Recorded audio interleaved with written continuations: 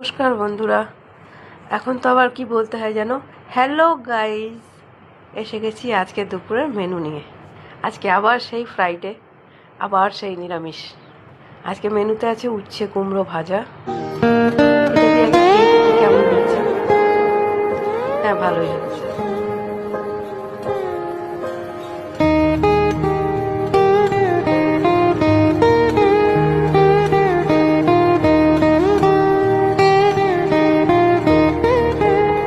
খেতে খেতে আবার টিভি দেখছিলাম। এটা রয়েছে মুসুরির ডাল টমেটো দিয়ে, সাথে রয়েছে দেখো শুকনো লঙ্কা,